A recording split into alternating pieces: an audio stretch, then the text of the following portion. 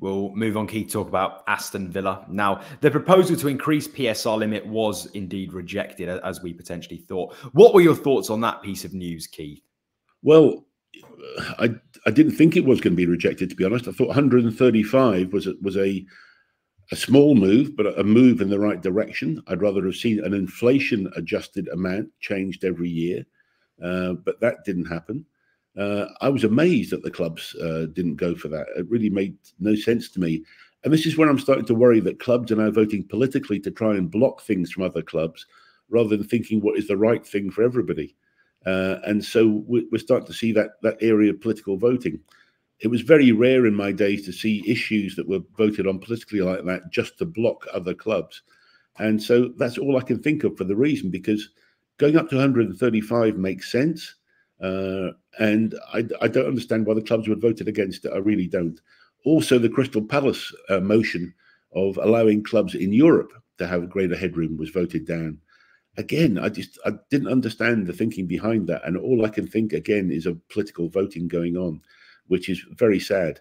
But again, I wasn't in the room, so it's hard to read why that would have been voted down. But both those things made common sense to me.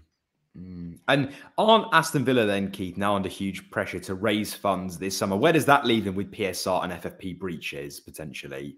Yeah, I think it's pretty well known that they are going to be pretty close to PSR, but they have got assets to sell. I do think they're going to be okay because they're going to be able to sell those assets. And I think that, that will be okay for Villa. I still believe they're going to have a decent squad. I think injuries are going to come back, and I think they will strengthen and hopefully get a squad. All I'm worried about is to get the quality for Champions League, which I think may be difficult to do given the budgets they've got. But they're going to have a strong enough squad, certainly, to keep going in the Champions League, give it a go, and then see how they can consolidate in the Premier League. It's going to be a very hard season for them, and they may have to go back in the market again in January. But at the moment, I think they've got to focus on divesting themselves of some of the great young talent they've got, which is an opportunity for other clubs. Well, we know, Keith, the club are holding out for £50 million+ to sell star Douglas Luiz this summer. We've discussed his future before. What do you make of that piece of news? Or actually, do you think that they're more likely to try and keep hold of Douglas Luiz and sell some of their younger stars and assets? Yeah, look, nearly every transfer window recently, he's been linked with a move. And I think that certainly there's noise that he would be going this time. I was surprised given Champions League. I thought Douglas would want to actually shine on that sort of area in the Champions League, and he's certainly that quality of player. But I do think Villa will be looking to try and move on from him now. I think that's what will end up happening, is that he will go. I think Ramsey will go. I think Duran will go, and I think that they'll start to look to splash out on another midfielder and try and refresh further, as well as having Ross Barkley. They're going to have, I think, another addition to midfield, and that will hopefully give them perhaps a bit more youth as well in midfield. I mean, Keith, we know the owner, Nassef Sarissis, he's actually called out the Premier League, and he said the game's becoming too focused off-field with some of the finances, as we've discussed many times, versus on-field performances. What are your thoughts on his comments? And do you feel that other owners will agree with his sort of stance and view on what's going on at the moment in football? Well, as you say, I'm glad he's been watching our podcast, and I'm glad he's agreeing. I'm glad he's agreeing with what we've been saying for a long time, that the game is now becoming a financial game rather than the football game. And that's something that we have said, and we've been very clear about it over many weeks now. It is a big danger to us. Again, the other thing that came out this week, the Everton commission cost £5 million for the Premier League. It's a ridiculous amount of money over such a ridiculous argument. Legal bills going up to 30 million, KCs everywhere. There's probably more KCs coming in and out of Premier League headquarters now than sporting directors. It's just so wrong. And we're in danger now of just being, again, completely deflected away into the courtroom rather than the football pitch. So I was pleased to see him come out and say this in as many words. It's good that he can see that.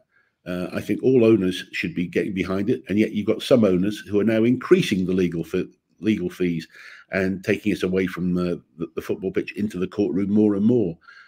I think there's got to be a real coming together, and there's got to be a vote.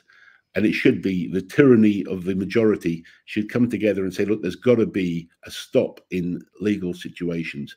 There's got to be a way that that can be handled in an appeal process or something within the Premier League itself, and not resort to law as far as we can.